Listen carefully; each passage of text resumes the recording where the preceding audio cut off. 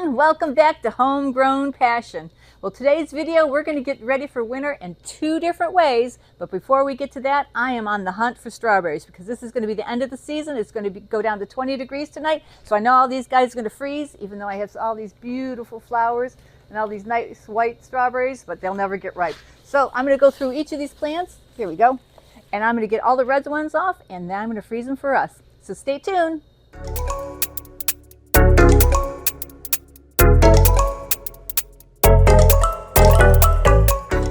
Well, since we're in the high tunnel, let's start here. So my goal is, after I pick all the strawberries in the month of December, is empty out all the beetle buckets because the plants are 3 years old and they're definitely not going to produce again next year for me. So I'll have to cut off all the runners and just dump out all the plants and get the buckets sanitized. And since everything's going to be out of the high tunnel, I wanted to go ahead and put down some new ground cover. This stuff has been down for 6 years. It's getting worn. I get weeds popping up through it. So I'm really looking forward to having brand new, fresh ground cover. And also, as I mentioned before in another video, is we're going to do new plastic on the high tunnel because this plastic is 9 years old and it's getting really dark and it's not getting enough sunlight in here for my strawberry plants. So that's our goal we're going to do in here. Well, I've already placed my strawberry order. I'm getting, again, the Albion cultivar because I've had really good luck with it. So I got 1,000 plants on order and they're going to come in March. So I can really get a jump start on the season. But my goal that I wanted 1,000 pounds this year didn't quite make it. It was 825. And I think that's because these plants were 2 years old. Because the first year these guys were in, I did get 1,000 pounds. So I'm definitely not going to overwinter strawberry plants again because it's just a lot easier to have new bare root stock every year. Well, I picked up my Johnny seed order today. I'm always excited to get new seeds. And I got some of my basics. I got Green Forest, which is a romaine that I've been growing for years. I got my Win-Win Bok Choy, but they have a new Bok Choy that's supposed to take place of Lil Ren. I think that's how you say it. It's the one I've been growing for years. It's a small green one that has nice little bulbs on the end. But this one's supposed to be a little bit more uniform in size, so when you're growing it. So I'm really excited about trialing it. So I got my seeds here, but in the meantime, I have to seed for my CSA program, and I'm going to do my Swiss chard, which is Charbel. This is the red variety, and I have to start it early because it takes so long in the wintertime to grow because, you know, the low lights, and I don't think we've had a sunny day here in Ohio in the past week and a half. I mean, we got maybe sunshine for 10 minutes here and there. So I'm going to seed this, which is pretty easy to seed. These are big seeds, so I can use my hands. I don't have to use my seeders, and I just dropped a couple. But I just take my hand and I go ahead and put like 3 or 4 in each one of the holes. I'm using the multi-dimple Oasis cube. And I'll get these all seeded.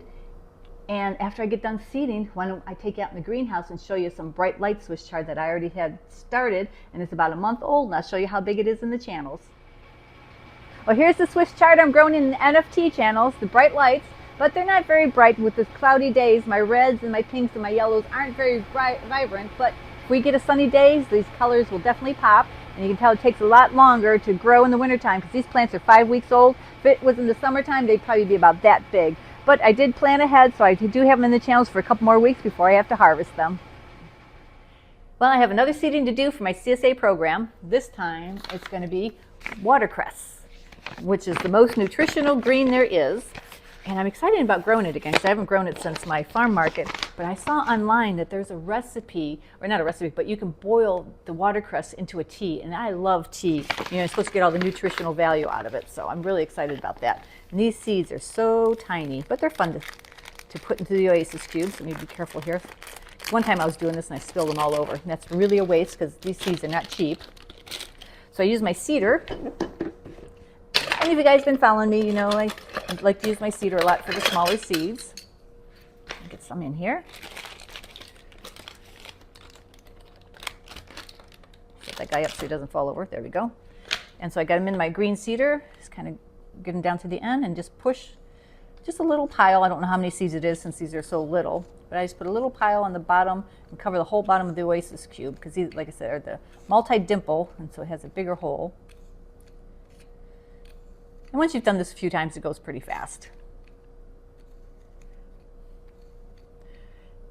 And like I said, I'm so excited about trying watercress tea because I love the peppery flavor of it. And of course, it's great on egg sandwiches and hamburgers and whatever else you feel like putting it on. I've even topped spaghetti with it. Okay, well, I'm just going to keep seeding along here. So I already seeded a full tray, which is 276 holes. This is 12 lines, so it's 144 holes, so that's 420 plants, and I need 400 for my CSA, because I always like to grow extra, because you never know, you might have an emitter clogged, or I may want to eat a few myself.